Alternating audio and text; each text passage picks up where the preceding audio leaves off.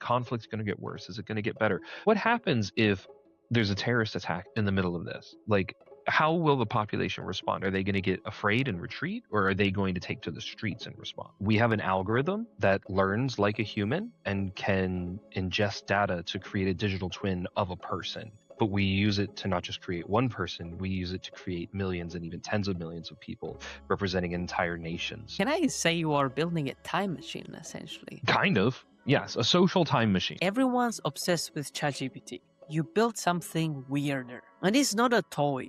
You predicted South Sudan would slide back into the war, and it did. And NATO's flagship defense accelerator Diana is backing your work. It started to physically annoy me and anger me that some of the best minds on our planet are screaming their lungs out about how important their research is and how much they deserve to have all of this research funding so that they can help solve the big problems of the world. And then they get a couple $1 million in research funding.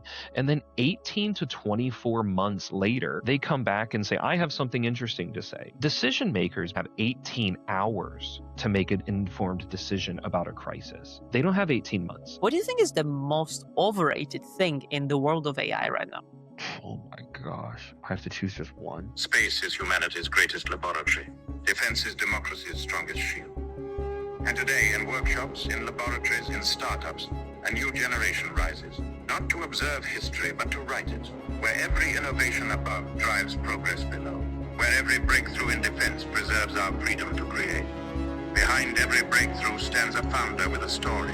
Now these stories emerge to light the path for those who follow. Welcome to Rockets and Radars. First things first, before we get into the history of you and the company, can you explain in one sentence so anybody could understand what is CulturePulse actually doing? Yes. So there's different layers to it. The highest layer is we're striving to be AI innovators. At the top level, but what makes our innovation unique?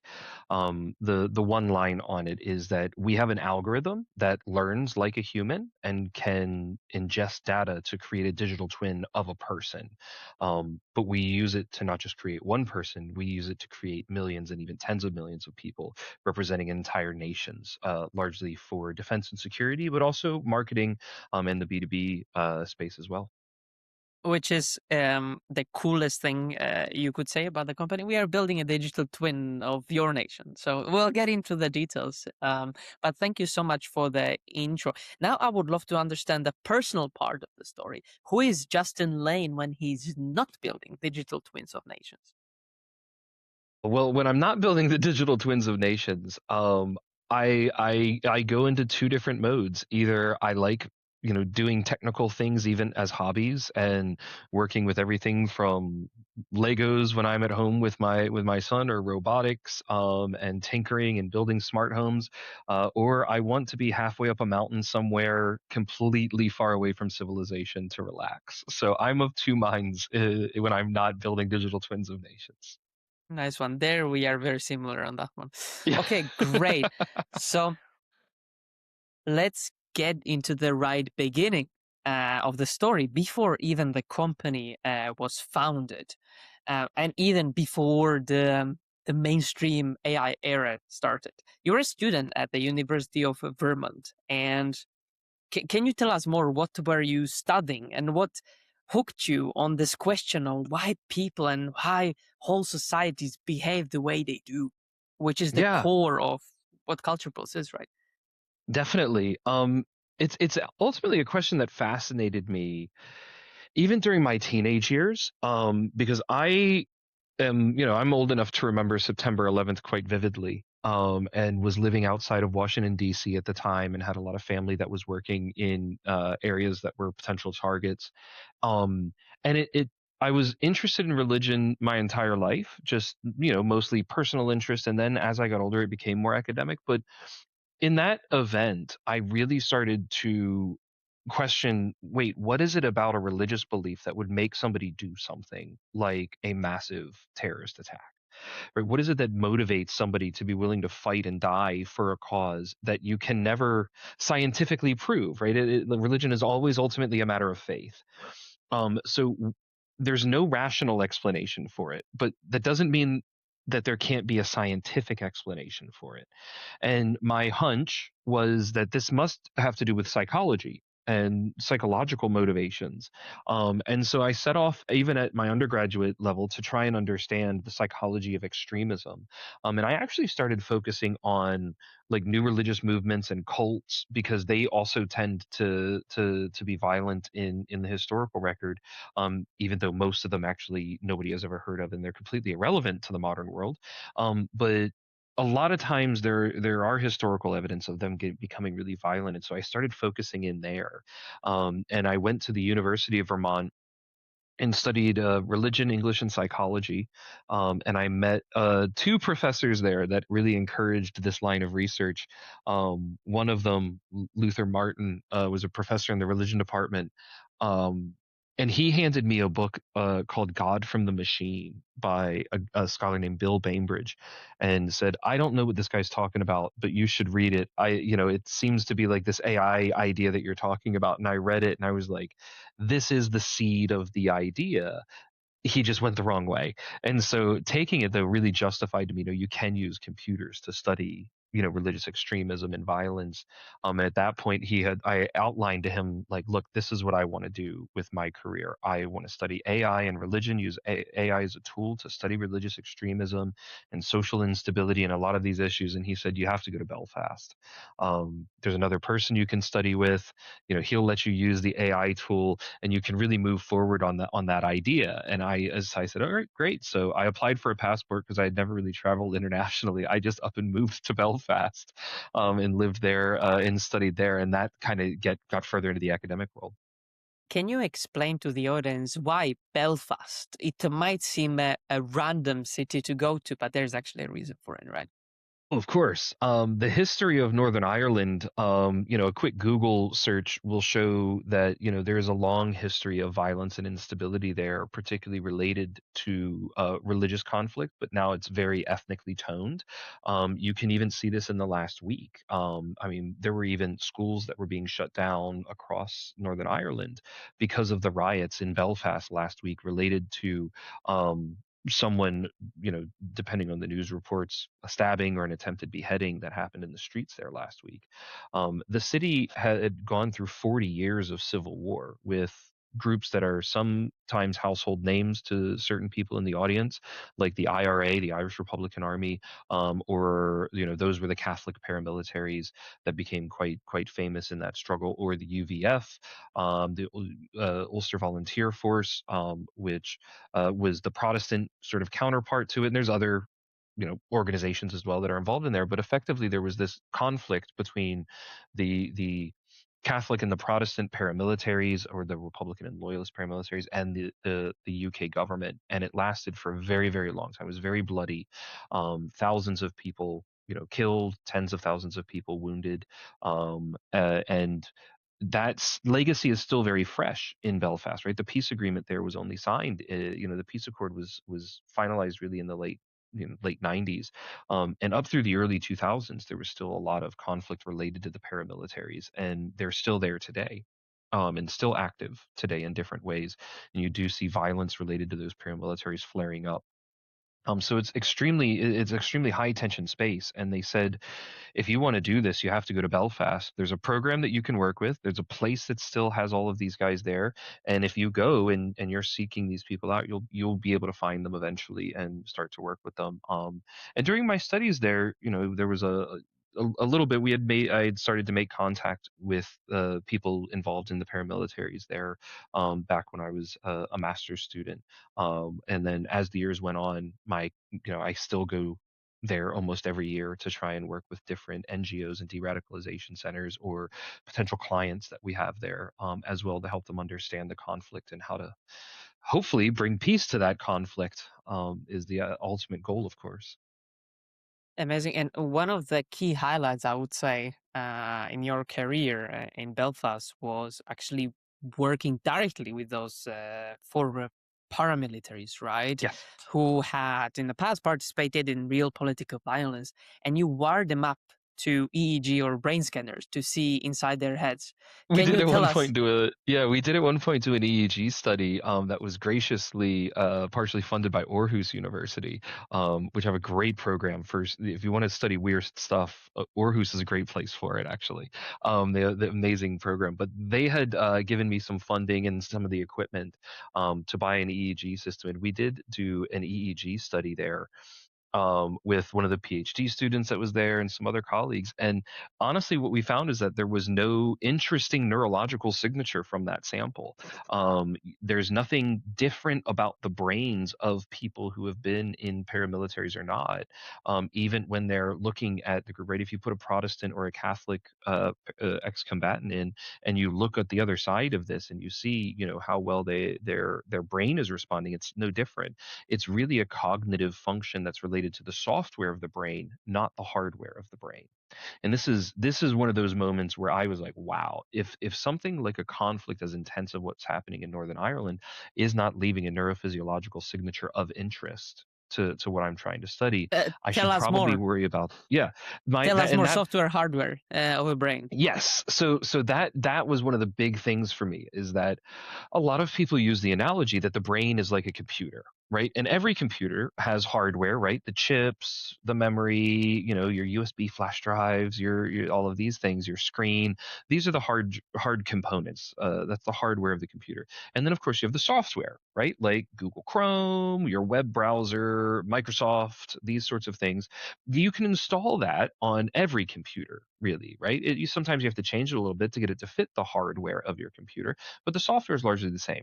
The brain you can look at using the same analogy, right? We have the hardware of the brain, right? We've got, these are the noodles in your head, right? There are the different structures and physical structures made up of the neurons, right? Looking at things like the frontal lobe, the amygdala, the hippocampus, these different structures all have different functions that they kind of specialize in, and we all kind of have the same thing, right?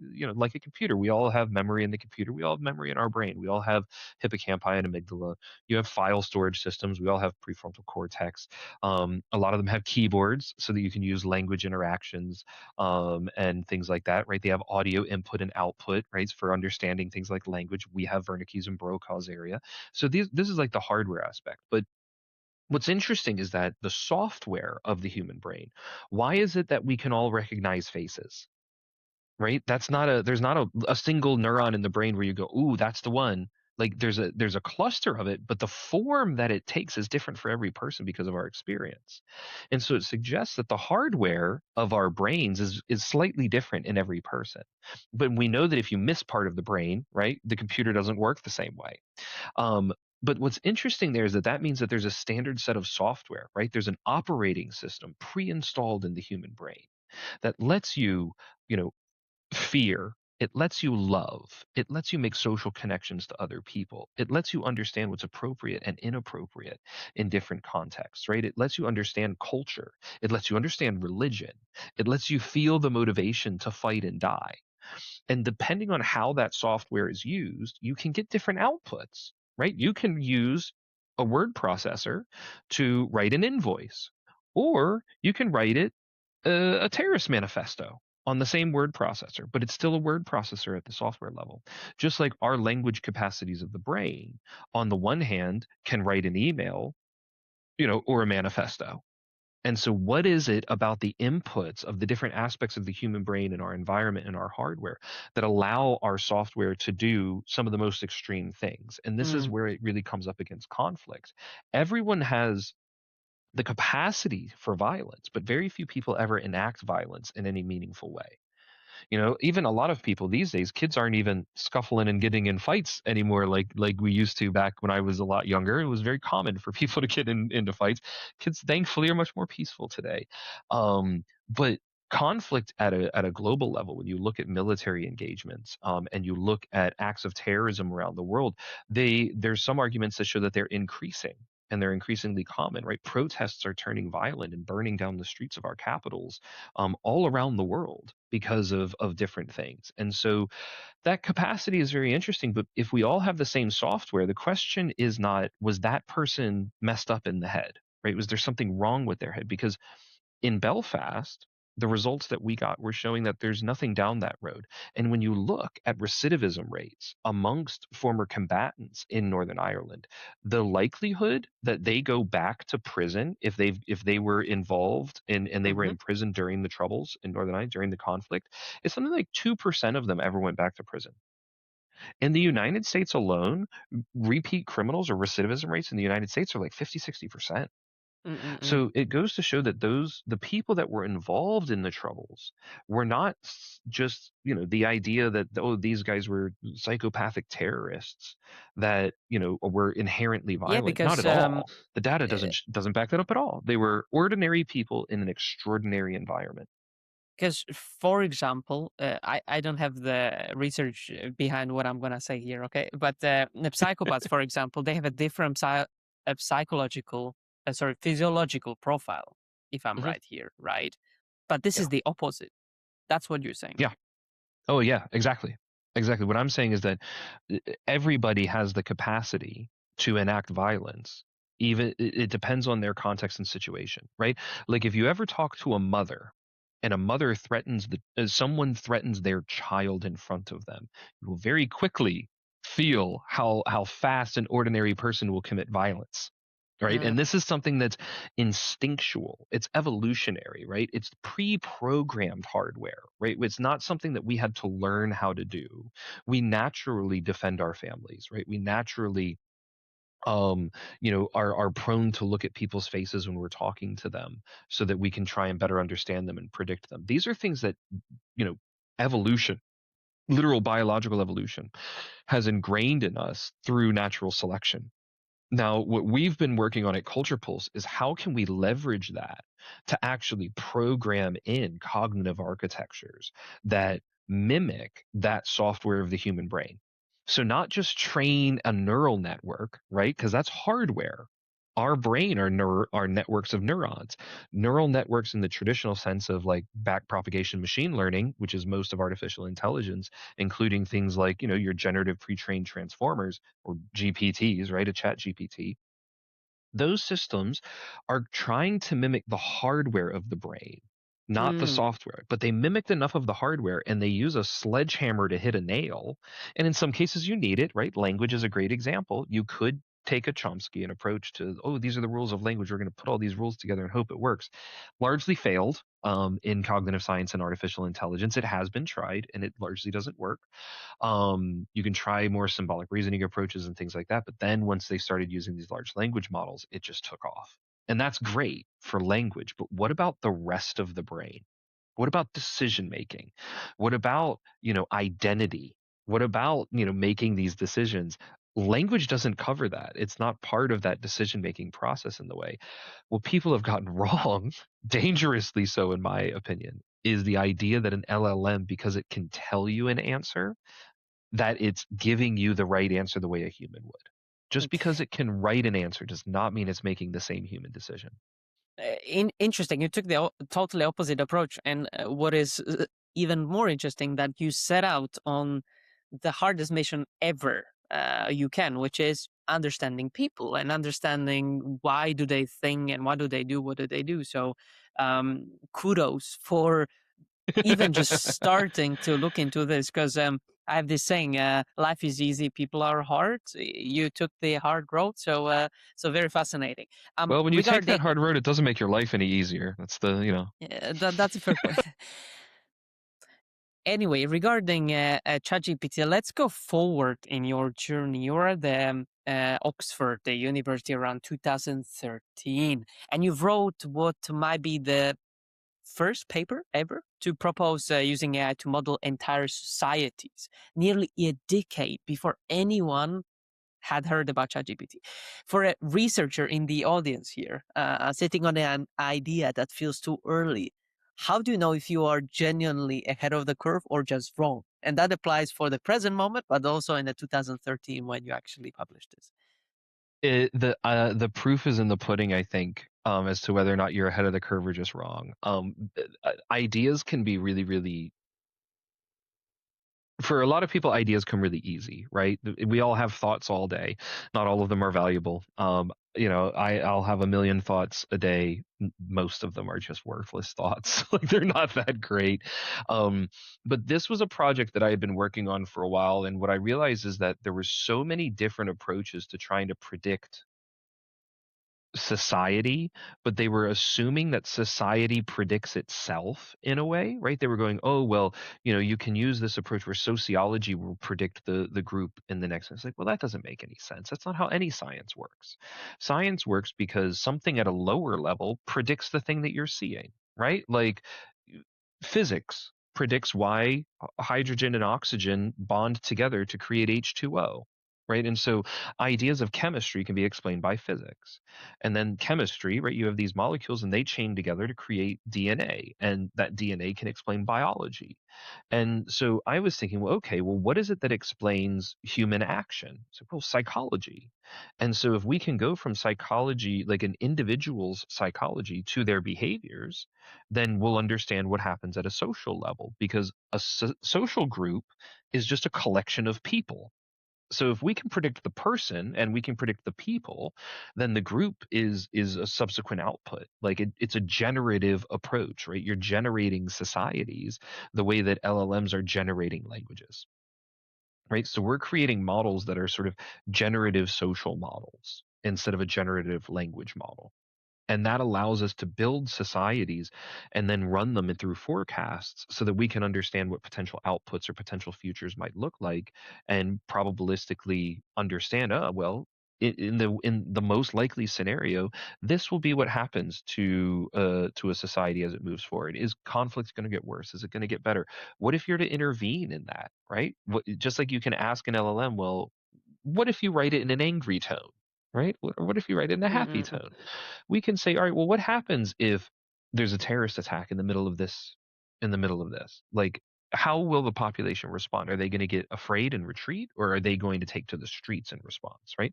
And trying to understand what those risk profiles is one of the core use cases for this kind of technology and defense. Is you're no longer predicting a person, you're predicting entire nations, entire social groups, but doing it in a way that is really rooted ultimately in human cognition or human psychology.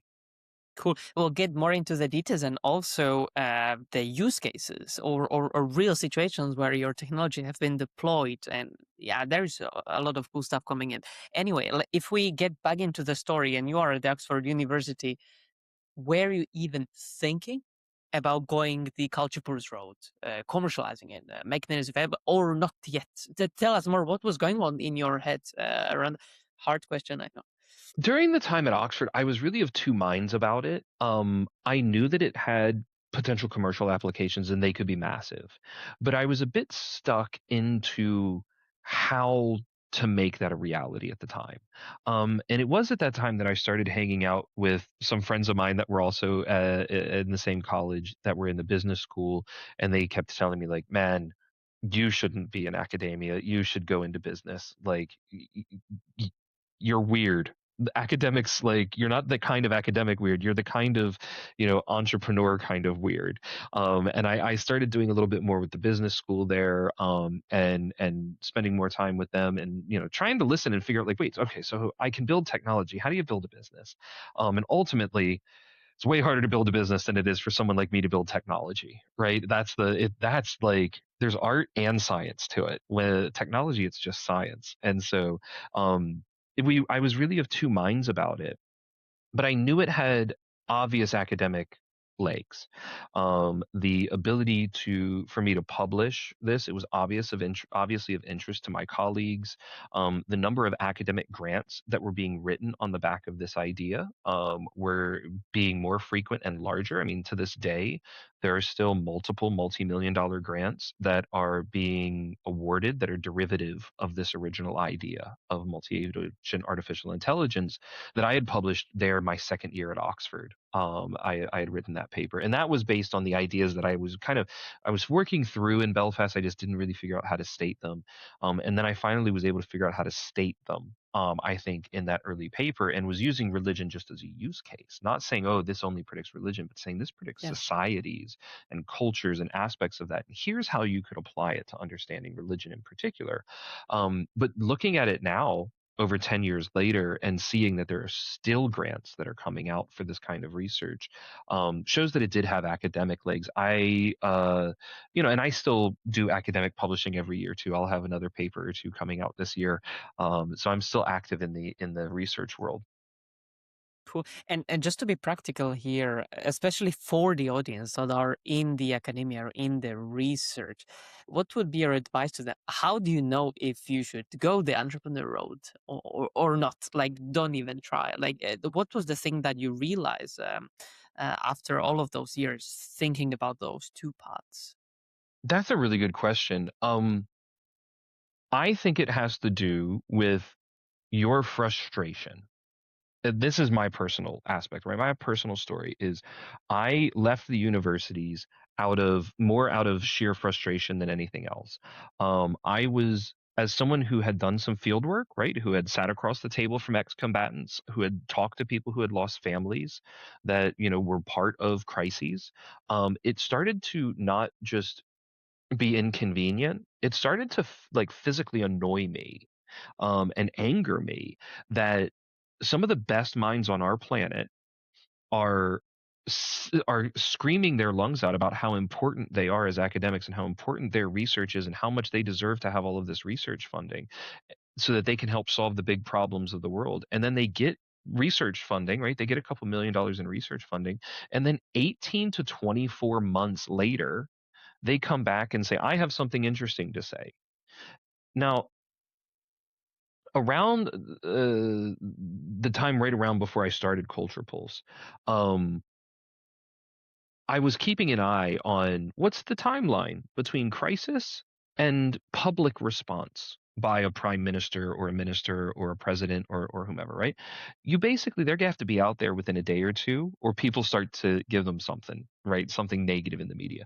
So decision makers basically have 18 hours to make an informed decision about a crisis. They don't have 18 months. And when I started CulturePulse, I was already living here in Bratislava. And so the war in Ukraine had started, and tens of thousands of Ukrainians were coming through Bratislava. Now, if you have, a mass migration of that level due to an active conflict in Ukraine, and you're sitting in Slovakia, and you go to the government and go, I need to help you solve this problem. The government's going to go, awesome, great. What do you have? And you go, give me $2 million in 18 months. I'll be back later and then I'll tell you what I found. Like that's annoyingly, that's a waste of money because in 18 months, whatever you found is not even going to be It's relevant old. to the policy. Yeah. Exactly. It's already too little, too late, and most people are not even going to say anything relevant anyways. Most papers, particularly in social sciences and humanities, go completely uncited. They're the most useless wastes of money in the university space right now. And so seeing that frustrated me to no end. And if you also feel that almost anger at the wastefulness of our society because we're paying people to sit and think instead of sit and do, you've got an entrepreneurial mindset about you. And if you use that fire the right way and you can channel it the right way, I think then you need to try, at least try to be an entrepreneur because the world probably needs you to try. Mm. Very good advice. Thanks for sharing that. And before we get into the part of the story that you mentioned on starting CulturePulse, right? Can you tell us more about those years you spent in Boston and how did it lead you to actually starting a company, right? Like really executing on it. No, not just thinking about it. Just to Yeah. understand the transition from academia to actually getting into the Yeah. train. Yeah, well, on the back of that paper that I had published, a couple of professors reached out to me, and they had a really interesting, weird interdisciplinary background, and they basically said, we would like to offer you this position as a postdoc here at Boston. You can do a little bit of teaching, you can do mostly researching, and we've got budget for you to build a computer, whatever custom computer you want for this, and you just have to deliver some insights and some models and those things. And that really for me was like, well, okay, so you're basically offering me a dream job, so why would I Mm-mm-mm. say no to that? And so I went and I moved to Boston there and worked directly under Professor Wesley Wildman.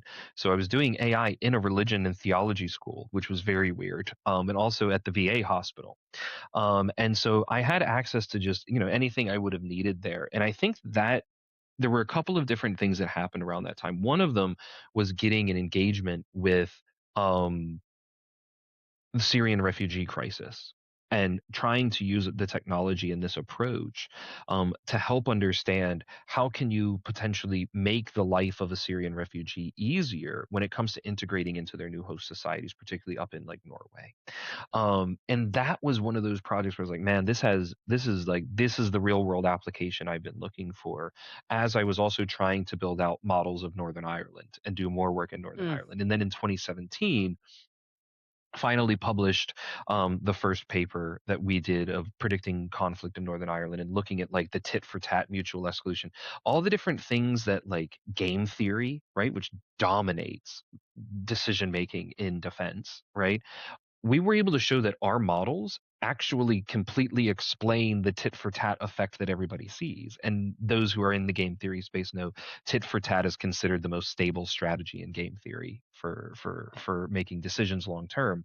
And so seeing that we had created this approach that on the one hand can help refugees resettle and make their life easier, on the other hand could potentially help better understand how to end conflicts like what had been seen in Northern Ireland, I really started to realize, like, wait a second, we're on two sides of the same coin here. This isn't just a model of peace or a model of conflict. This is a model of those aspects of human psychology that are able to really understand this. And then I went, okay, there's clarity through the clouds here of what are the things that we need to do to unlock this and actually build out something interesting. And I was there for 2 years in Boston before I left and moved to Bratislava, and have been in Bratislava now for almost 10 years, I think. It's 9 years solid now that I've been in Bratislava. And so that was at that point, like moving here, I thought, okay, let's figure out what to do. I've got a ton of different things that I've done, different ways we've applied these systems and all of that. Let me kind of start again from ground zero and rebuild this up into like a usable architecture that actually is flexible. It has all the different principles and the research and the know-how that's come in with all the work that I've done over the years, and start to build out, more and more and more in terms of like, how can we not just build these models for forecasting? How can we also just get the intelligence that you need to about a person to try and simulate them, right? How do you get to like time point zero in the model? How do you get to today? How do you know somebody well enough today that you could try and predict them tomorrow? Right. And that ended up being some of the very core IP at CulturePulse, but then saying, great, now we have so much about you. We know so much about a person that we could then put the engine in, right? We've got the fuel. Let's build an engine that allows it to move forward in time and see what's going to happen in days, weeks, or months for our potential clients. And it was at that point that we started going, all right, well, let's mix different things, right? Let's mix, you know, the spread of emotion throughout society, and the fact that when you talk to somebody, you get some of their emotion as well. Let's mix things like identity, social identity theory, right? Let's actually come up with these algorithms that are modeling these things. Let's look at things like identity fusion theory, which predicts extremism. Let's look at aspects of decision making in the commercial space, right? What makes you decide that maybe you want to go green, or do you want to just go, super diesel with the next car that you're going to buy?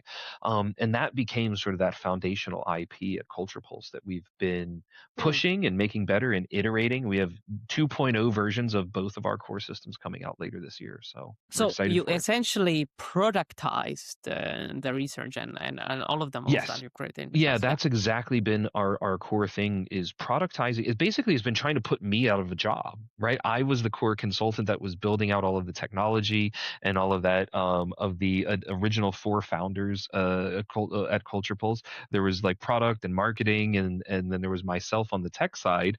And we all have different roles now where we are, but I was always like the tech nerd, and I was the one who was the core consultant who also had done field work in places like Belfast and things like that, and had exposure to high risk situations. So it was kind of like, great, can we productize me out of a job so that I don't have to go to some of the sketchier places to continue doing this work? And, throughout that pathway, the answer was no, you actually do have to still go on the ground to get meaningful results for people. So, we were in the West Bank in 22, we were in Bosnia in 23. I'm annually back in Belfast. So, you need to bring that human knowledge in to actually build something that predicts humans. By the way, just to keep things simple, can I say you are building a time machine essentially? Kind of. Yes, a Huh, social huh. time machine that Good one. mostly tries to go forward. Okay, good one. I just wanted to say it out loud. Anyway, I have a lot of questions here. So first things first, why Bratislava?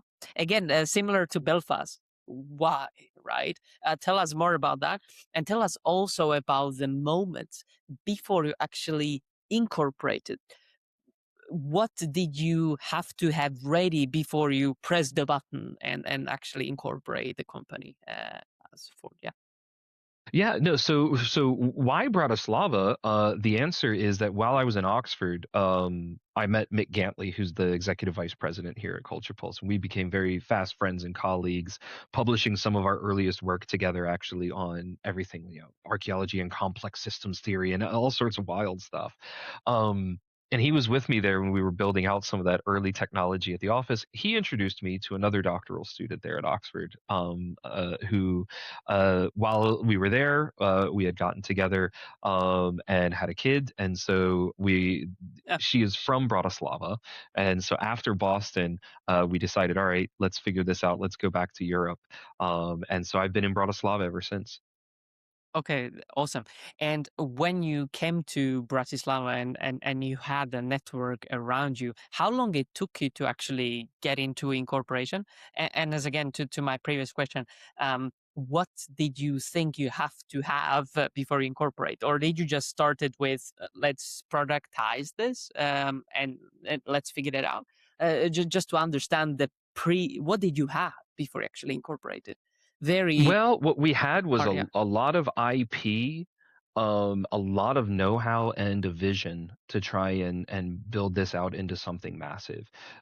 We had, tested the water with some of this, and um, so everywhere that we were hearing, they were like, this technology seems absolutely fascinating. Like, you really can, that this is something that actually works. And we started doing more and more use cases and things with companies over time, and really realized that what we were in was something very different than what we thought we were in. Right. We thought we were a bit of like a research company that was doing cool work and could, try and productize this out and look at that. And then what we realized is actually, no, it's not a research company that can do a lot of little things. We've done one thing that's actually massive, but we're in this deep tech cycle, right? It's not a standard, company where they just, some chat GPT API and they try and build out and move forward from there.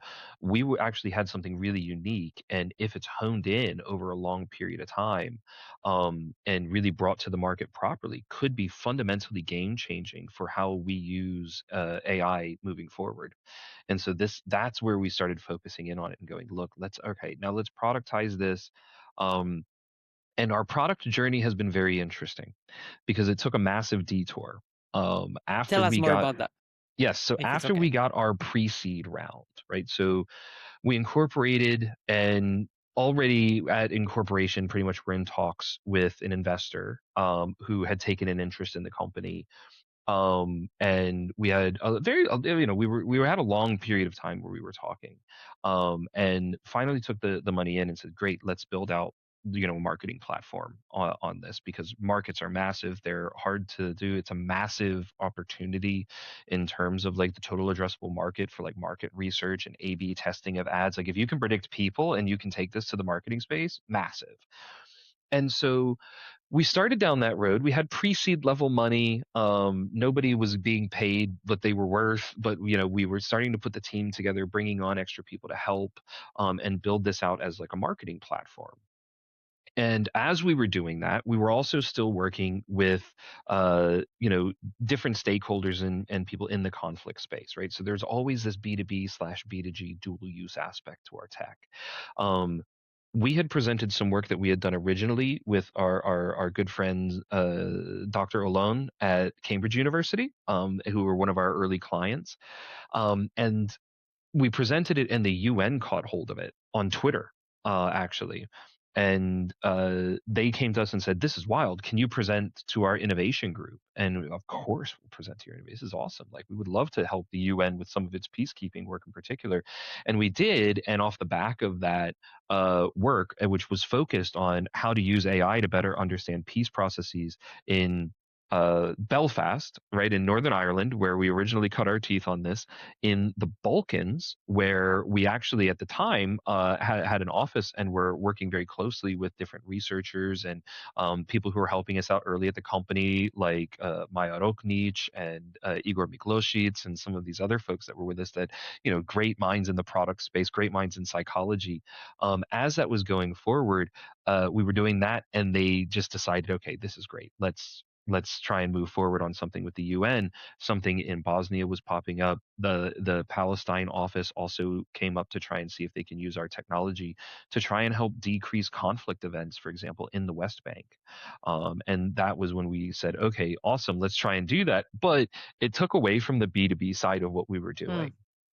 And we said, we have a choice to make. And our choice was, do we want to wake up every day and sleep on the fact that someone has said we could potentially help in the Middle East, or we could potentially help in Bosnia, and try and just sell more shoes for somebody? Or do we want to go and do this? And I don't really remember any dissenting voices there. There were people who were like, let's keep trying to do both. But everyone agreed, no, we have to go and try and help. Like, this is why we do this, right? We do this to try and help make conflict zones, better. And so that was a massive aspect of why we got out of bed in the morning for a solid 2 years before going back to the markets to raise more money to say, look, this has been so tried and tested. Let's make this happen. This is no longer an if, it's a when in terms of what our tech does. No, 100%. And if you stick to marketing and sales and powering those, I think you might not give up, but like the motivation would be down, right? Because the main mission that you set out on many years even before you incorporated actually was the opposite of what you were doing at start. Definitely. I mean, there is an aspect of how nasty social media has become today that I do think that we have a knock-on positive effect for companies and brands that are using our technology as well.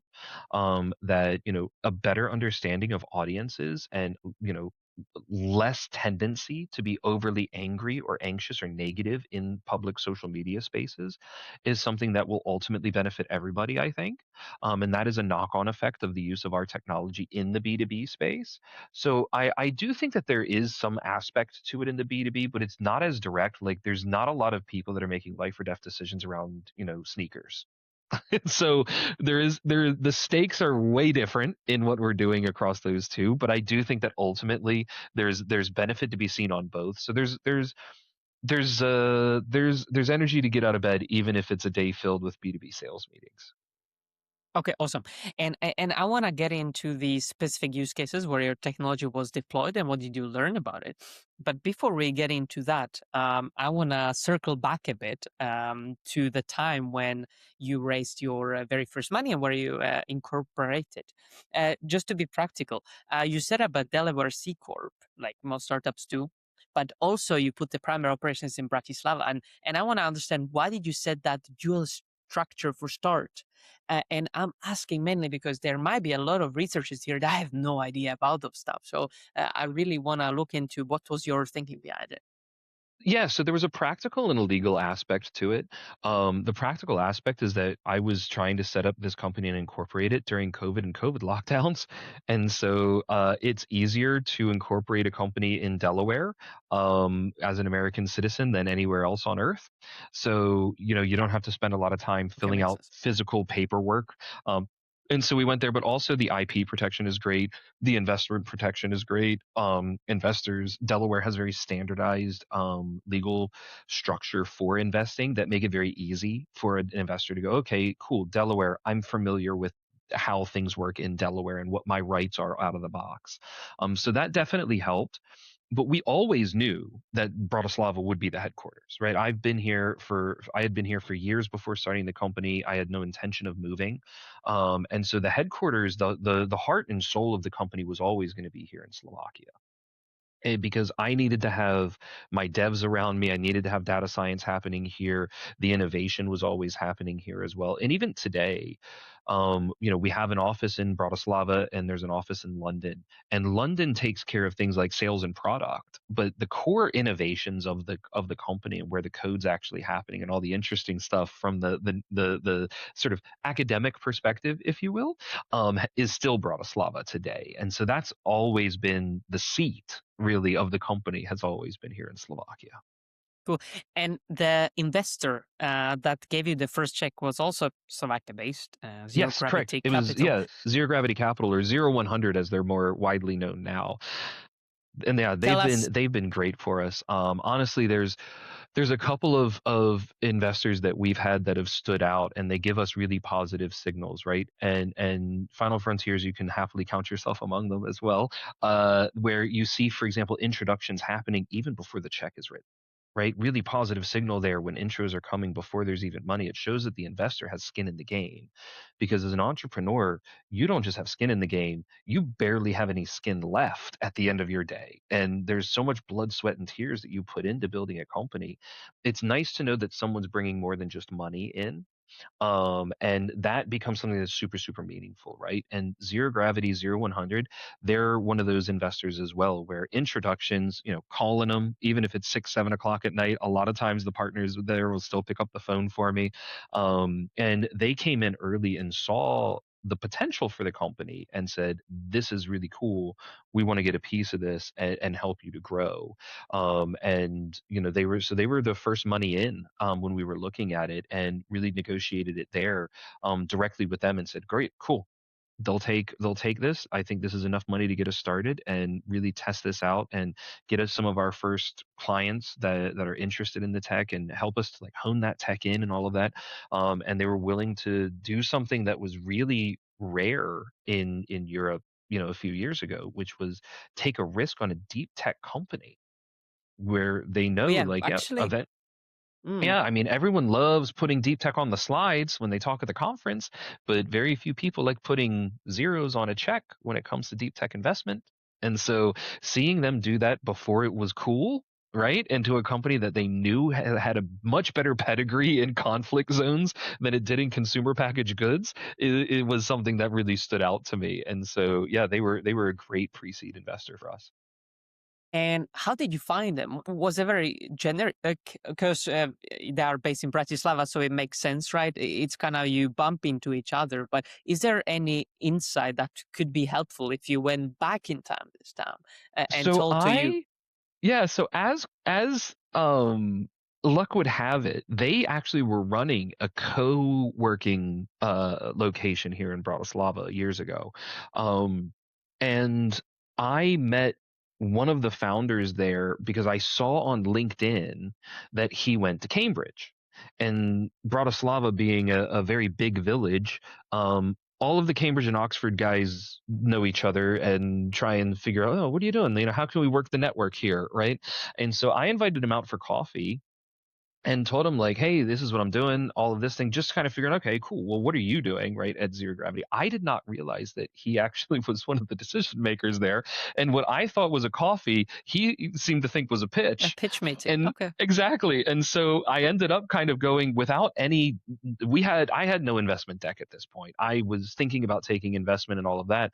And he was like, I really like this idea. Can you talk to some of the other guys on the team? And so I was thinking about the investment, but I had not like opened, or I was not ready for the investment at that time. I think that might have been why the conversation went on as long as it did with them, is to make sure that everything was settled and we were all good on everything there. And that ended up being part of it. Was, yeah, we just met each other because we worked in the same place. We had gone to similar schools. And, I think, had I waited, another 2 to 3 months and then went, okay, cool, where's an investor? Somebody would have still said, Zero Gravity's right here. So it still would have happened either way, I think. Fair So enough. I'm happy I made the decision. And if you didn't have that coffee meeting, how would you approach the fundraising essentially? Through, again, just asking people around, or would you have any specific philosophy around this? I probably would have tried to have worked the network out of London. just because I know that alumni networks are extremely strong. And if you are able to utilize a alumni network like Oxford's, there's a lot of people in finance. And so that's something that I would have tried to have leveraged. In my experience culturally, and I think this is generally the the truth in Europe generally, but the further east you go in Europe, right? Once you get to like actual, Central and Eastern Europe and Eastern Europe, so much of what is done is premised upon personal relationships, and personal social network carries a social capital that's extremely important regarding trust. And there's a lot of historical reasons for this as well, and cultural reasons too. You have to work the network if you're doing business in Europe, and the further east you go, the more important that is, because they don't just judge you based on who you are and what you're doing.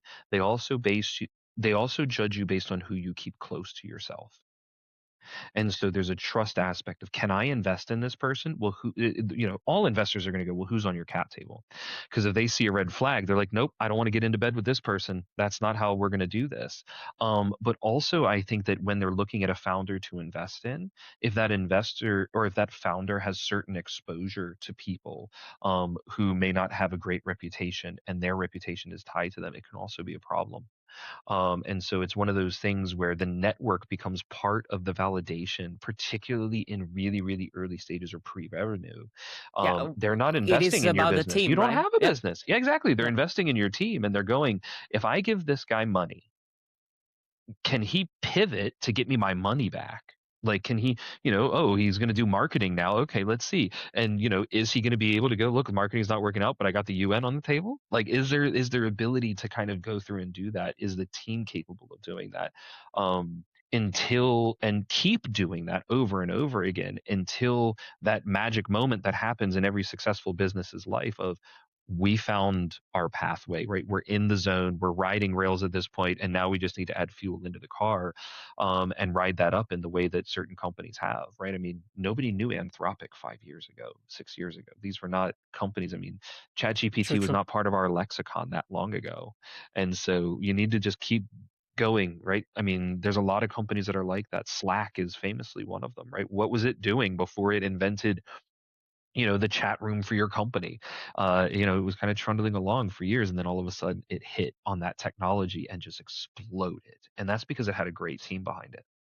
If you come from research, you are so proud of what you have figured it out, right? And you spend years in figuring out your thesis. Like, what would be your advice based on your experience in those last years of having CulturePulse under your umbrella, on how much the thing that you actually build matters and how much you matter as a person? There might be some Yeah. researchers in the audience that might be like, yeah, but my research is so amazing. Like, what about that, Maybe it right? is. Yeah. No, maybe it is, right? I mean, some of the greatest research on earth can be great, but like, there are very few unicorns built around Nobel Prizes in physics to date. Right? If you really look at a lot of like what's being awarded in academia, it is a thought innovation, not a real world innovation, effectively, right? And so if your work is great and your work is solid, that's awesome, right? That's not nothing, right? And it should not be discounted, I think, entirely. But what a lot of researchers, myself included early on, right, they rest on the laurels of their research without understanding how hard it is to build a business model that supports that research. And both of those things have to be in place. And arguably, the business model being in place before the research is in place is arguably more important, actually, because there's a lot of businesses that investors are investing in and that people are making good revenue in that are absolutely ridiculously derivative technologies, right? Like I mentioned earlier in the conversation, these GPT wrapper companies, they're a dime a dozen.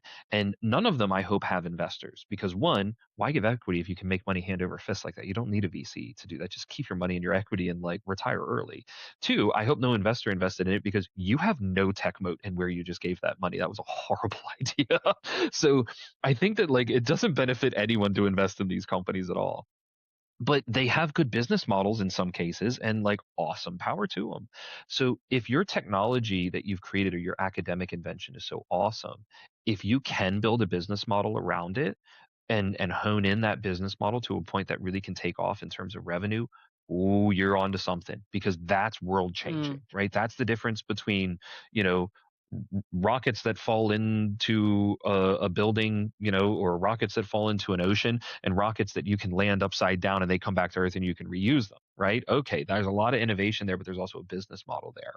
And so I think that as that grows out, that's like really core. You have to be able to make a business model that's just as amazing, or if not more amazing, than your technology. And if you can't do both, you're going to potentially struggle. You're going to struggle along, I think.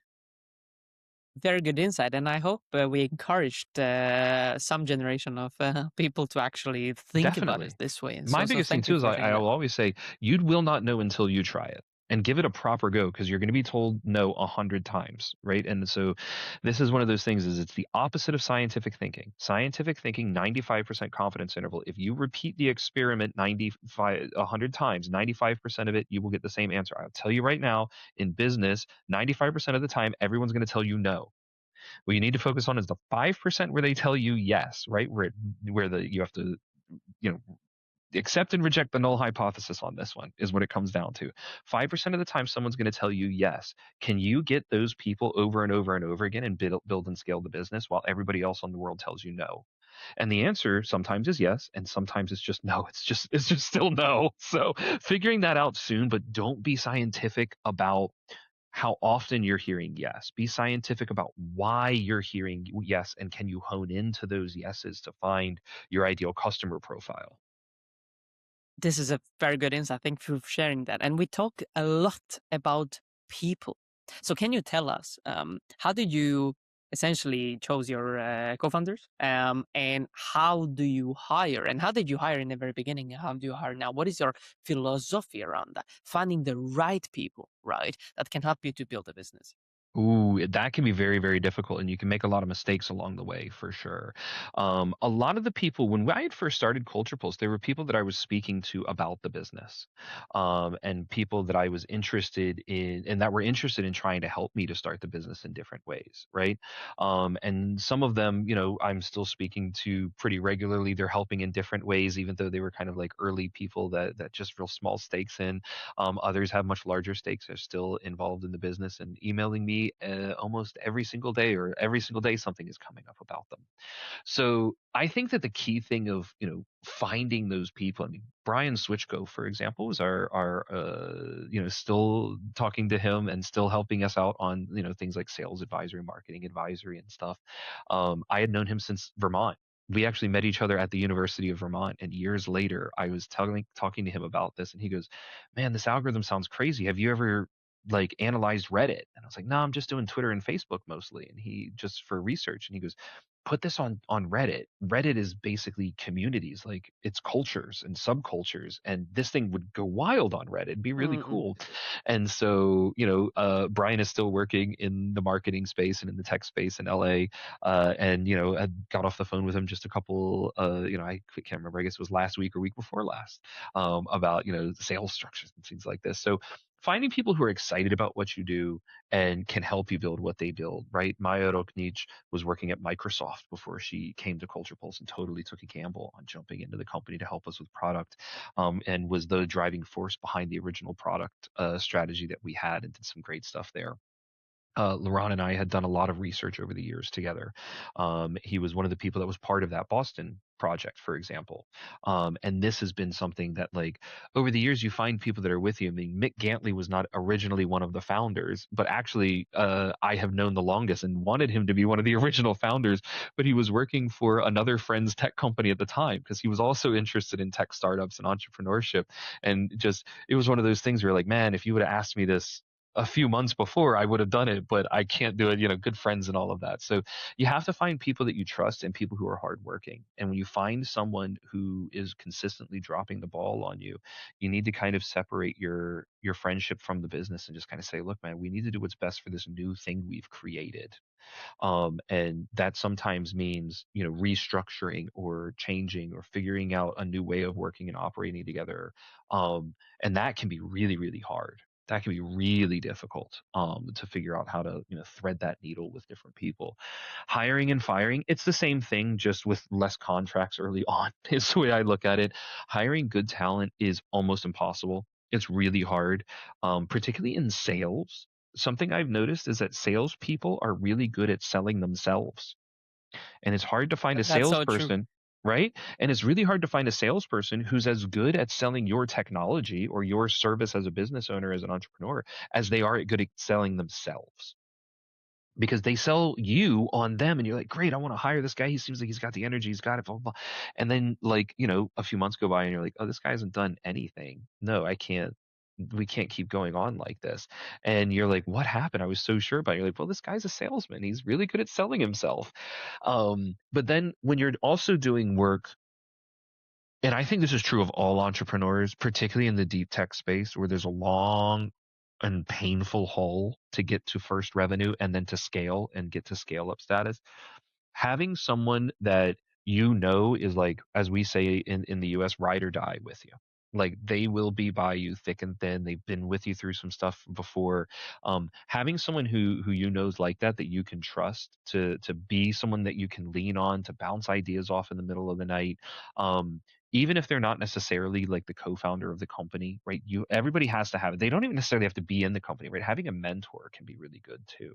But those are some of the core things I think that, like, every team really needs to have. It needs to have trust. It needs to have hustle. It needs to have, the ability to, like, just know and say, okay, cool. I'm going to follow you into full on gunfire if I need to on this one. Let's actually make this happen. Because there will be a lot of struggle, and a lot of people are going to fall off the wagon when things get bumpy. And so that's true of new hires, old hires, firing, everything that needs to be done there. I would say be quick to fire as well, as insofar as you can. I know that different jurisdictions operate differently. In the US, you can hire quick and you can fire quick, and people will go through like water in a new company. It's why in America, right, a lot of startups will hire 4 or 5 people at a time and employ them, because they know they can get rid of them in like 2 weeks.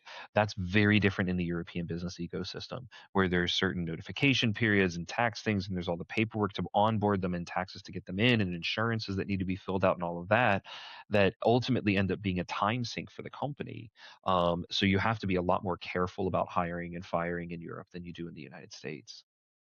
But just to summarize the hiring, which is very similar to fundraising, just look at what network have you built, and then look at the qualities of who would stand next to you. So I really like that. Just to summarize that, your philosophy is something very interesting. Okay, let's get back into the use cases of your technology. So you mentioned the UN that found you on Twitter. If I remember right. Yeah, they saw a Right. tweet. I think that Kitty Alone had put out. I think it was her tweet about the talk we were giving at Cambridge University, and they saw that and reached out to her. And then she put her in touch and said, "Look, Justin's the guy who builds this kind of tech. You need to talk to him and see." And I want to focus on other deals that you got. How did you actually get them? Because when you are very young, right, even though the technology and the IP was pretty mature for what you had even in the beginning, it's always hard to get new customers and new deals when you are very young. So tell us, what was your approach actually to getting those first deals? Yeah, no, it can be very, very hard. Particularly because, doing work in conflict is kind of like the definition of a state is often a monopoly on conflict, a monopoly of violence, right? That's the one thing that a government can do that none of the others are allowed to do, right? You're not allowed to hurt and punish people. Governments can do that, defense departments in particular. So if you're going to get into the defense world or dual use technology at all, if you are touching B2G in any way, expect horrible sales cycles and extremely complex B2G procurement. And you need to be ready for it, and you need to respect it, because there's no workaround unless you're being corrupt, in which case your business is uninvestable anyway. So get used to it and figure it out, and figure it out as fast as possible. The UN, I always treated the United Nations as a B2G kind of client, because technically they are not a government, right? They're a conglomeration of government representatives that operate in a nonprofit practice. It's very much a gray zone. But in terms of how they work, they are like a government. in terms of like, if you're an entrepreneur and you want to help the United Nations, assume they are a government, and you'll be a lot happier. Because if you assume that they are a business with very clear short sales cycles, but pre-budgets for what you're already trying to sell, line items that are there, chain of command of, who's going to be the user, who's going to be the decision maker, and who's going to be the check writer, you are sorely mistaken. The United Nations is very different office by office by office by office. And then there's different departments inside of the UN that makes it even more complicated. The budgets are not exactly easy to obtain. Like if you find the person who makes the decision, and you have a service or product that can work with the United Nations, you will have to go through procurement, and there's going to need to be vendors. There's going to need to be an open procurement for what you're doing a lot of the time, or they need to be able to make an argument that it doesn't have to be go through an open procurement because what you do is so unique, and that's very similar to a government. And so that is very difficult to get those deals. Understanding those procurement processes early on with the UN, I think really helped us as we've matured and we've started talking to more governments, particularly in ministries of defense in Europe, because and for us, NATO is our sweet spot. I mean, our North Star of like, who are you trying to help? We look at it as NATO, because that's both a direct truth and a very, very beautiful lie, so to speak, right? Because NATO as a direct truth is yes, the NATO office. There are offices within NATO I want to get to help them and get checks from them.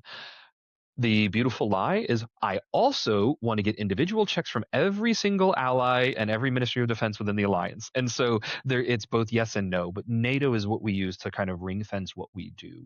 We're not really scoped or interested in working outside of that NATO ecosystem. And we don't do work outside of that NATO ecosystem. There are very few exceptions to that, like the work that we've publicly discussed on, like with the United Nations. But those procurements are very difficult to get through. So be ready, get a good project manager, get someone who's detail oriented. That's why the first call I have at the beginning of the day usually is with Mick Gantley, who I mentioned works with me. He's organized, and I am controlled chaos and energy in the company, right? I'm trying to motivate, I'm trying to innovate, I'm trying to make things move faster than they probably should go. And Mick is there to kind of like squeeze this. And I have Jakub Schuster on the other side of me who's trying to squeeze this and go, no, let's focus the energy. This is what's needed. And that is what works out really well about the team we have in Bratislava in particular is we have so much energy and so much talent that we've brought in as a team. And now we have more and more experience as the years have gone on how to focus that energy into delivering requirements for clients in places like ministries of defense that can be really, really, really difficult to work with. And we talk about how hard is it to sell to the government. So can we walk through an average deal, defense deal with an MOD? What happens? Not the brochure version, but everything on the practical side of things. How do you know where to start, right? Because every government is different, cultures are different, even in Europe. So how would you approach that if we went the average road? I mean, it depends on a lot of different variables too, as well. Like, right, which part of the government are you trying to serve? Because if you're trying to serve defense, there's other aspects around confidentiality and secrecy that are not part of, let's say, I don't know, Ministry of Economy, right? If you run a bakery and you're servicing conferences held at ministries, it's a very different approach and clientele base than if you're selling software to try and help ministries of defense in terms of understanding and ending conflicts like we are. So that's one thing is like, you have to know your client, is very much part of it. Know your product is very much part of it. But in a lot of cases, there's basically two pathways, right? Because everything, and this is true of every Ministry of Defense to an extent, every Department of Defense, is they are contracting and subcontracting in order to fill requirements. And the requirements come ultimately from the people on the ground who then go, hey, we're seeing this. We need this. This is happening. We need a solution and we need anything you can give us. That goes up chain of command until somebody who has a sort of power of the checkbook then says, okay, we will try and make that happen. Now, sometimes in certain governments that needs to go and get budgetary approval by a Congress or a parliament. And then that becomes a line item, in which case a procurement is opened up. There's a description around those requirements that are needed, and it is of different levels of publicity. And then they put together, either one company or a conglomerate of companies that can then service those requirements. And that's where you get in at least the defense space, right? Your big guys, your primes, the contractors everybody knows about: Lockheed Martin, Boeing, BAE, Talent, all of these different guys. Palantir, of course, very famously in sort of more in my space. Um, and then they have subcontractors as well, because the requirement set might be too broad for one company to handle. In which case they're going to say, "Hey, we have some other stuff that we need too. Can you help us out on this?" And you go, "Yep, great. Let's figure this out. We'll help you out." And then that contract becomes subcontracts, and then you can try and figure out, how to put this all together and integrate this into a new system, whatever that's called or whatever it is. Maybe it's even a giant JV in some cases. And you go to the government and you say, "We have now solved your problem. Now we have recurring revenue for the next 5 to 10 years on the basis that we have now solved this massive problem for you. Thank you very much. What else can we do for you?" So it's a massively long and painful sales cycle. But in the B2G space, the check sizes are an order of magnitude larger, and you have a budgetary item because and particularly in the defense space, right? You ultimately when you're someone like myself, right? You are in doing the sort of work that we do at CulturePulse. You're ultimately trying to save lives, and that's really what defense departments are here for: is to save lives, to deter war, or if war breaks out, win it quickly, swiftly, decisively. And so if you're helping to do that, you're helping ultimately to save lives. And so when your line item is protected by "I help save lives," you're in that budget for a long time, right? And so that's something that can work out quite well. And so for me, it's one of the things that I the company, any startup trying to do B2G in this space will struggle with a long sales cycle. Get ready for 18 to 24 months, easy, right? And sometimes longer. So that's going to be a massive struggle, but the reward at the end of that is going to be big, lucrative, sustainable. And so long as you're comfortable with what you do, right? I mean, I know people in defense who don't sleep too well at night because of what they do, right? They haven't been able to synthesize their ethics with their actions. Everyone at Culture Pulse is really happy with what we do, because of the fact that we've seen what our tech can do. We've seen what the possibilities are. We've seen now reports where clients have worked with us and violence goes down significantly after they work with us in those spaces, right? And so, we don't build, and I'm not saying that there's not a use for a hand grenade, but we don't build hand grenades, you know. So Yeah, you there's no don't one. have the Culture moral Pulse doesn't question. sleep over that. Yeah. Exactly, we don't. And I'm fortunate that that is the case. I'm really glad I was able to come up with a powerful technology that can help defense departments win wars without firing a shot. I kind of get to have my cake and eat it too here. 100%. And you mentioned long sales cycles, which is pretty obvious in Yes. selling to the government. How did you prepare for it from the budget perspective? You raised your pre-seed round, right, a while back in the story, in the timeline. But how did you actually think about those things internally, especially for other founders that might have no idea, right? You mentioned 18 months, but how do you prepare for that, right? hmm Yeah, well, that can actually be something that's extremely difficult. Um, you have to try and either be fully prepared to take the aspect of that runway and that burn that's going to happen over that period of time and go directly in and make sure that you have enough burn to cover that over, or you can start going into revenue. Very difficult to try and raise money though if you're pre-revenue. If you're pre-revenue, deep tech, yes. B2G, I mean, every time you add one of those variables, you get fewer and fewer and fewer potential investors that can come in to help you overcome that. So for us, we were mixing the work that we were doing with governments early on, also with UN and others, with different clients and projects that we were doing, and utilizing those projects to build out our IP as well. So whenever somebody comes in and says, "Oh, well, we have another thing. Can you help us with this?" We go, "Yes, yes, yes, that's great, but keep in mind, that IP is ours. And so we're building out a library of capabilities that over the years, CulturePulse has built out a lot of different IP tricks that go into what we do and how well we do it.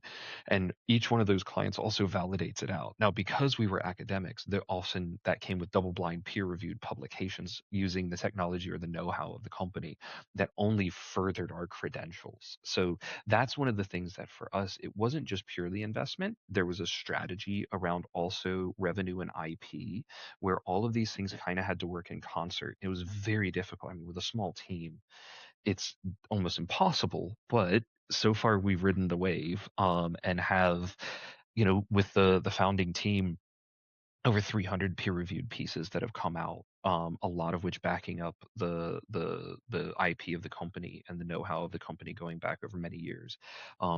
Multiple products that are now launching and that are coming out, and we've been able to bring in a product team that's now honing this in, so that as we go into 27, launching not just our traditional product around the idea of media monitoring and social media monitoring and network analysis, also work in the B2B space, fully fledged. We're currently QAing right now, for example, an MCP server to our AI tech, right? So that if you don't want to go through and log into our own SaaS platform, maybe you want to build your own SaaS platform with our tech, you can go through and hook Claude into that, or hook, OpenAI into that, and let other AI systems communicate with ours, so that you can use that to build out your own system, or just ask it a question and say, hey, this group over here, what's their deal? What can I do to engage with them? And our system can send back that intelligence and insight immediately. Okay, great. A very good insight on building a library of IP behind you if you have a release. So this is very actionable. Thank you for sharing that. And two last things before we wrap up. So recently you were selected for NATO Diana's 2026 Yes. cohort as, if I get it right, the only Slovak company Yes, we're the from, only yeah? Slovak company in this cohort. Yeah. Yeah. How did you think about NATO Diana before you got accepted? What value you see in that? And what would be your playbook on getting into NATO Diana, especially for, again, founders that know about it but have no idea how to get in? Yes. So a couple of questions on there, all of them really good, and I think all of them really, really important for European tech ecosystem and defense right now. And I'll hopefully, if I miss one of them, ping me on it. When it comes to NATO Diana, it was I first heard about it in Prague a few years before it was really a thing, and a few months before it was released, they said, "Look, we're actually working on this thing, and you'd be great for it." And then the first cohort came out, and I was like, "I don't do any of that. That's not great. I can't be part of it." And so, but the moment I heard about what NATO Diana was, I knew I wanted Culturables to be part of it. It just sounded like exactly what we wanted to do. It's a tech accelerator to take the greatest technology in Europe and put it in the hands of NATO. It's like, well, awesome. This seems like a win-win opportunity for everybody involved. So I was really, really excited about it from the first time. I mean, I can distinctly remember conversations that I had with Mick in Oxford thinking, we want to build a this technology could serve in conflict zones so well. So NATO opening that door through a tech accelerator mechanism was just really, really cool. And it was something that from day one, I knew I wanted us to be a part of. You learn something in the moment, for the first two cohorts, why we weren't part of it initially, which is that it doesn't matter how cool your tech is. If a government does not have a requirement for it, you're never going to sell it to them. And that's true of NATO Diana, right? They're choosing very specific topics that are related to requirements that are very real requirements in NATO. And when we saw the human terrain mapping and AI assisted decision making call come out with NATO Diana, I was like, bingo, this is us. This is our time. We are now getting into NATO Diana.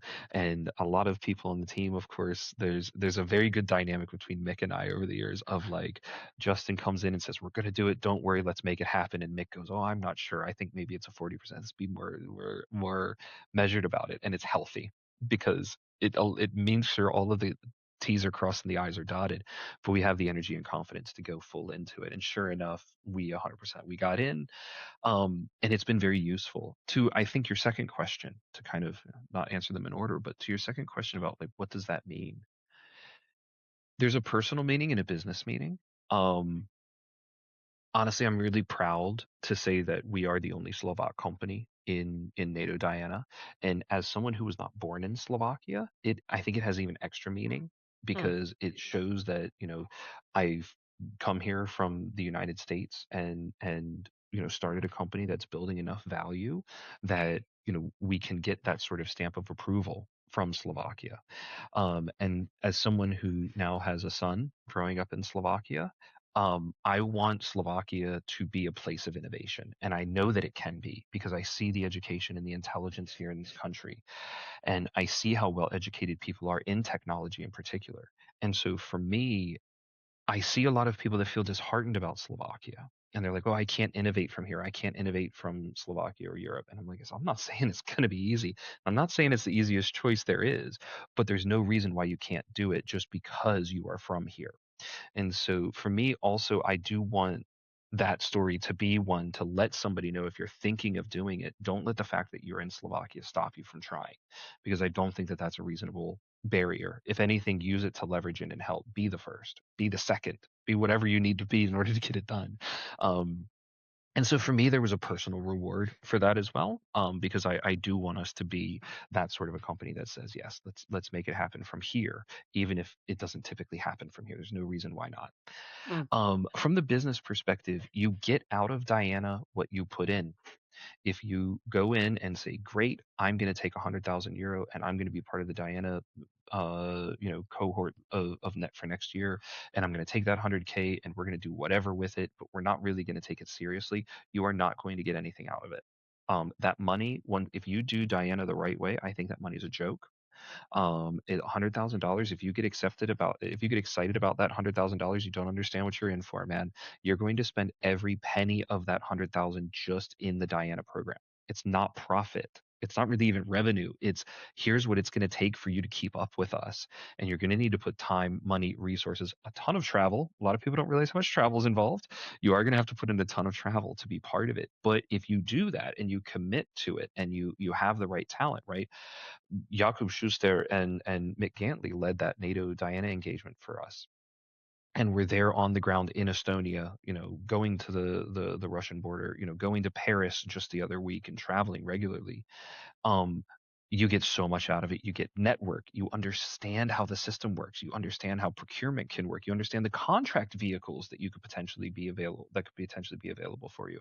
If you don't have that inside knowledge, if you're not a veteran, for example, if you didn't serve in the military in an administrative capacity, you probably don't know that. And Mm. Diana is there in order to teach you that, while at the same time assessing whether or not you are useful or worthy to be put out and tested in a real world live fire environment. And so it's a very, very unique program, unlike anything else in the world. So I am 100% behind it. I think they need to basically, 10x Diana. I think it's what they really need to do, because it could be so valuable for Europe.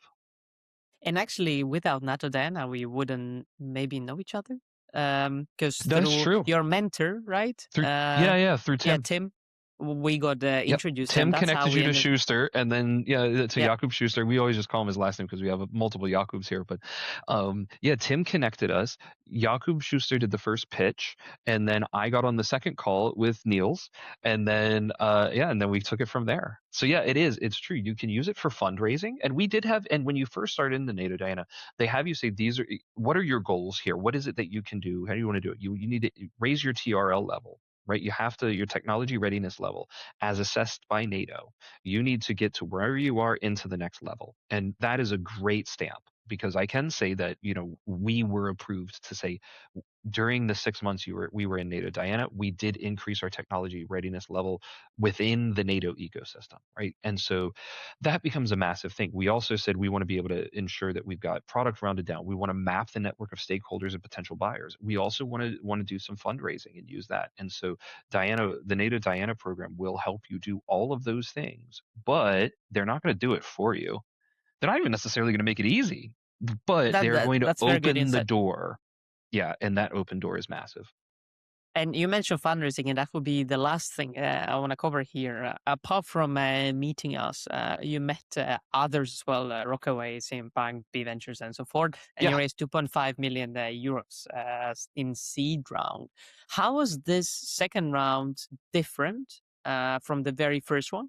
And after you've gone through a lot of stuff, what would you tell to your younger self before the second round actually happened? What would be your exact advice? What would you tell to yourself just Go to make it bigger. go faster?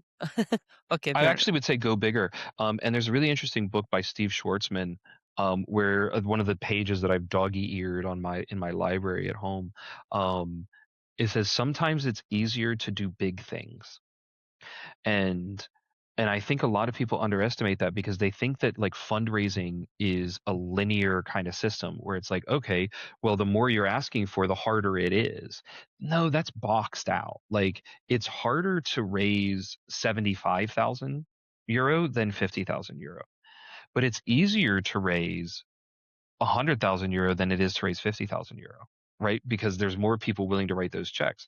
I would argue that because of where people are and the fact that there's more and more funds that are becoming interested, it's easier to raise a larger amount of money, particularly if you have a larger vision for the company like we do.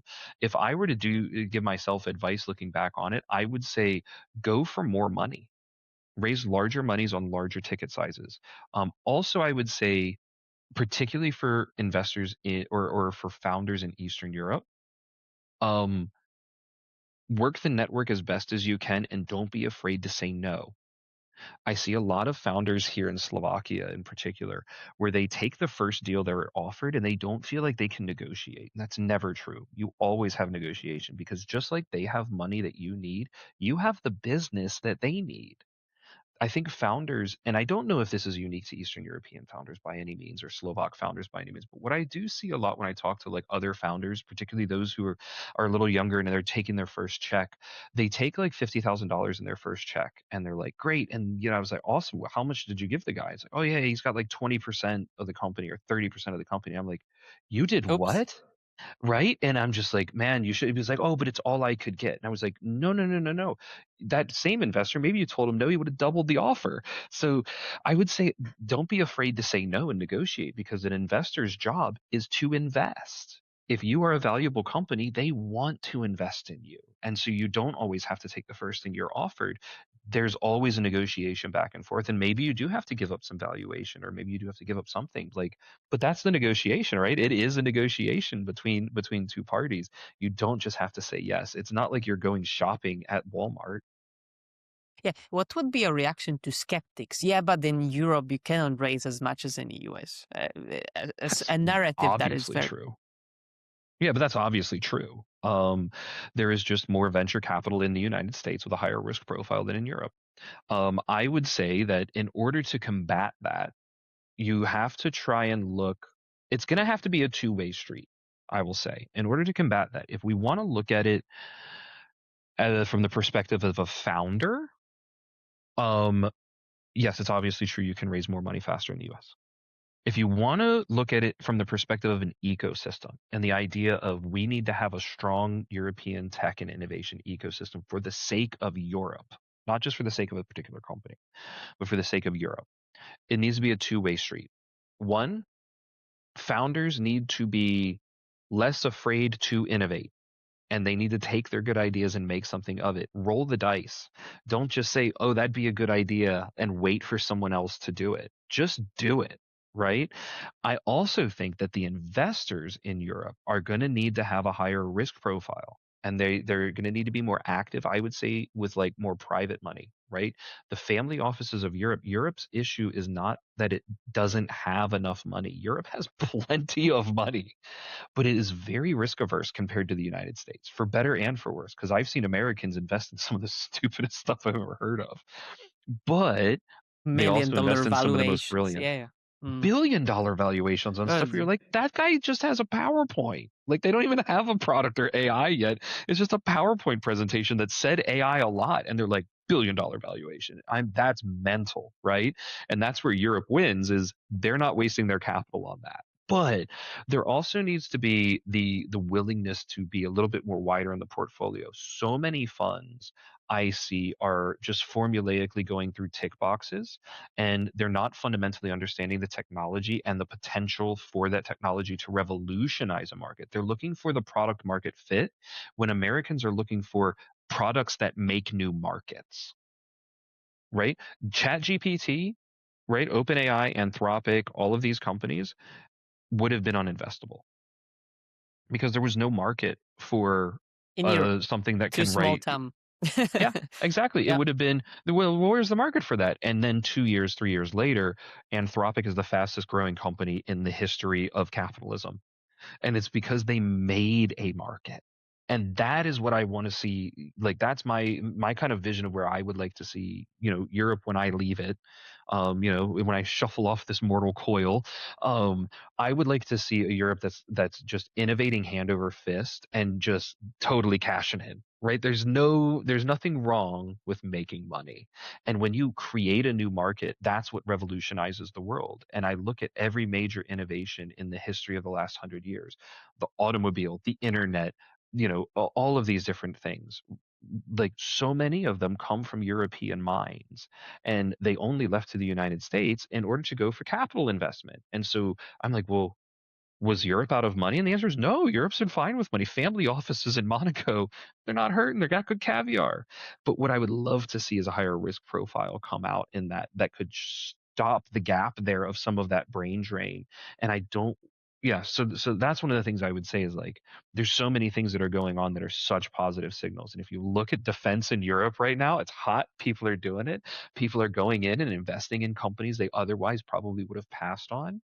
Um, and I hope to see more of that, not just in defense, everywhere, all across the board. I would really like to see that because you never know. Like Apple Computer was just a couple of crazy guys in a garage, and like there's a lot of garages in Europe that with a lot of really brilliant people, and I don't feel like they're getting the shake.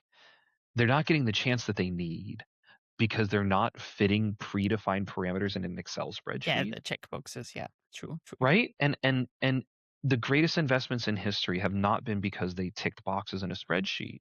They've been because somebody had a gut feeling of like, this could be massive and totally like revolutionary in our world. And that's the kind of like thing that I'm hoping to create here as well is like this AI is unlike anything people have seen before. Let's do something really weird. Let's do something massive. Let's create a market that is going or create a technology that's going to entirely subsume multiple markets and consolidate them into a new market so that we can leapfrog that. And there's no longer a question, oh, can Europe keep up with China and America? Why are we even worried about that? Why are we not worried about why can't, are we ever going to want to try and be in a place where there's a market where we go, why can't the Americans keep up with Europe? Why Hmm. can't the Chinese keep up with Europe? That's the bar we need to set. Like second place is not cool.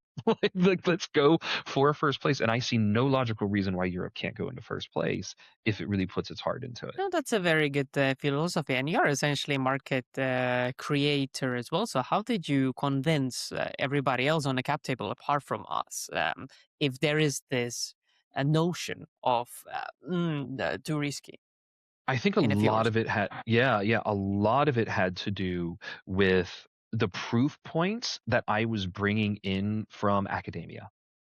The fact that there were you know documentaries being done about the research, the fact that there's papers that show like with my name on them, yes, I had done this, right? I've got the doctoral degree, I've got an academic book on AI and religion. There's a lot of work, pictures of me going through Belfast in the sketchiest neighborhoods in that town, meeting with some of the people with the most colorful pasts you can imagine, that just documented that this was real. It wasn't just a show, or it wasn't just marketing. It's that we had receipts for the claims that we were making at every step of the way. When we were saying yes, we were doing work with in conflict zones and things. We have pictures of people, like pictures of me working directly in those conflict zones. Thank you so much for sharing this story. This was very interesting. Can you tell us all where are you actually going? Let's say in the next 5 years, what changes in the world when CulturePulse works at full scale? when CulturePulse works at full scale, there's going to be a totally different understanding across a number of different markets about what's truly problematic, I think, in the world. Because when you have the ability to predict all the way up to a nation at your fingertips, it de-risks every decision that you make.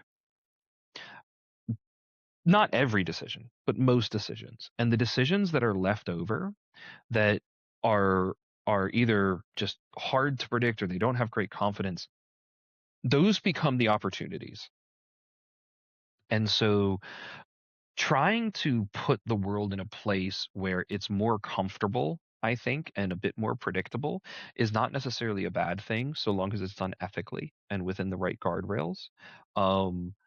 The prosperity that can happen when you can simulate an economy in and make 100,000 mistakes before you enact a new policy, because you can't take that policy back, right? You get one chance at good policy, right? You get one chance at breaking into a new market.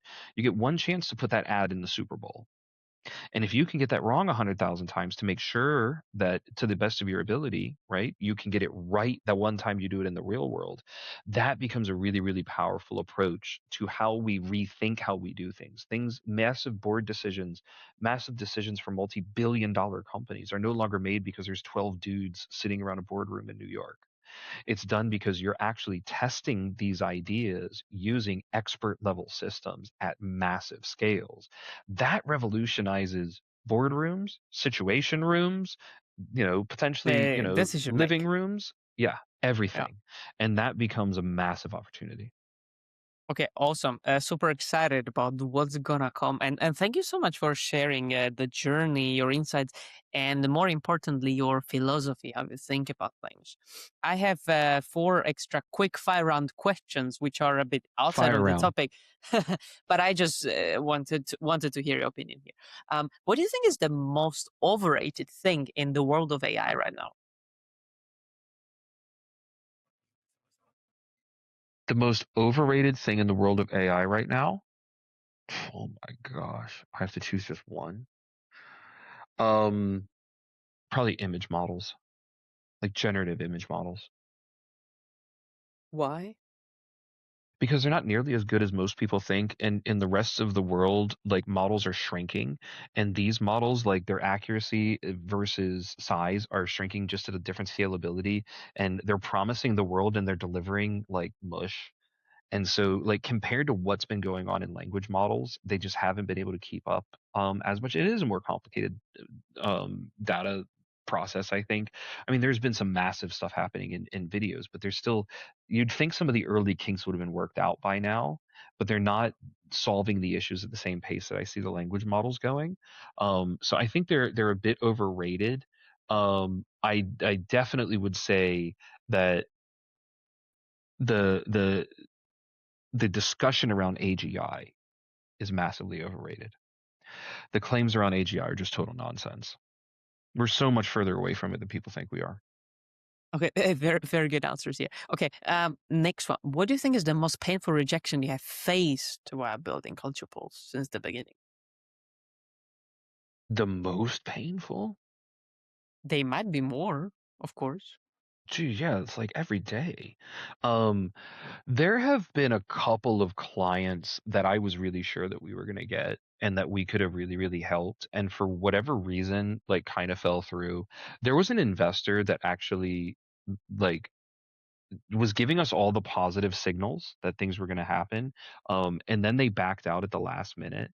And that was another one that was, like, really painful to stomach, because you're like, man, we basically were taking all the signals and held the spot for them. So I've become a little bit more ruthless in how I deal with investors, because nothing is done until the deal is signed. And so I kind of like, I view it kind of the way I do my team. Like, if you're competing with me, if you're not on my team, you're not through the door. Once you're through the door, you're with me. We're good. like your family. But like until then, I'm not going to be giving you any special treatment. And that's something that a lot of founders I think need to realize about investors is they'll talk a good game and then they'll either back out or invest in a competitor and kind of knife you on potential know-how or IP. Like definitely keep an eye out for that. That's been that was the thing that's probably the most painful rejection.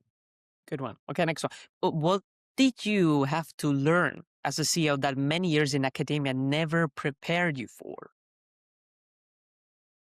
Everything except how to research. Like everything. Yeah. Like being a CEO, like unless you get an MBA, you weren't trained to be a CEO. And even then, arguably, you weren't trained to be a CEO. Like, yeah, it's, I didn't study how to build a financial model or sales pipelines or how to talk to investors, structure pitch decks. You don't learn about what Sequoia is when you're there. You don't learn about these massive funds and how to deal with them when you're in academia. So everything. Okay, good one. And last one. What do people get most wrong about what AI can actually predict about human behavior? What people get most wrong about what AI can actually predict about human behavior, what they get wrong is that LLMs don't know a damn thing. LLMs are statistical machines predicting the next word in a sentence as fancy and as correctly as they can. They're very, very good at it. They're not just the next word, right? The next token, right? Because we use the coding agents and things. They do not know things. They do not feel things. They do not help you with decisions. They regurgitate their training data to tell you what other people wrote about that decision in their training base. Everybody thinks LLMs can model people and societies. They cannot. They can write some stuff. They can write code. They can write your email. They can write some stuff that's great and it's amazing technology. But everyone is getting this wrong right now. They do not know fundamentally. They do not make decisions. They do not think. They're not reflective. Thank you for calling it out. I think this is a very, very rare opinion that I will highlight in many places. Okay, great. Thank you so much for sharing your journey insights again. And just to close this out, for every DefenceTech founder or researcher watching this, what do you think is the one thing you wish someone had told you before you started, or what would be the one thing they should take from this episode after watching us talking for an hour? That if I would say the one thing is try and do it.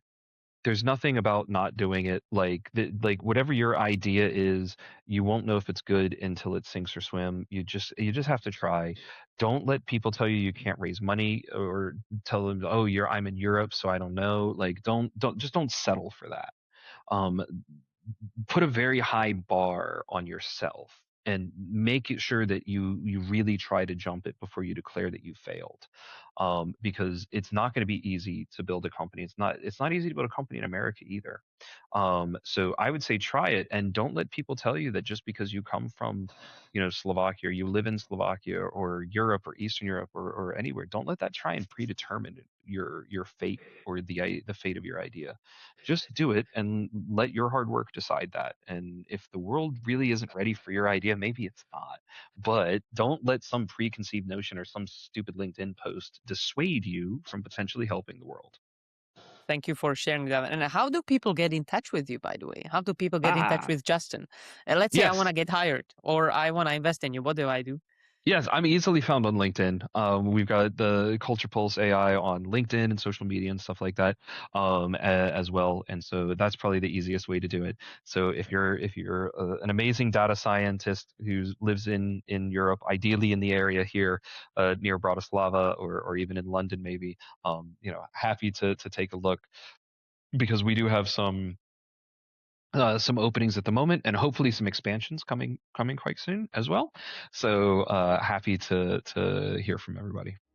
Awesome. I will, by the way, put your LinkedIn in the description, of course, so it's so easy to get there. So thank you again. Thank you for your time.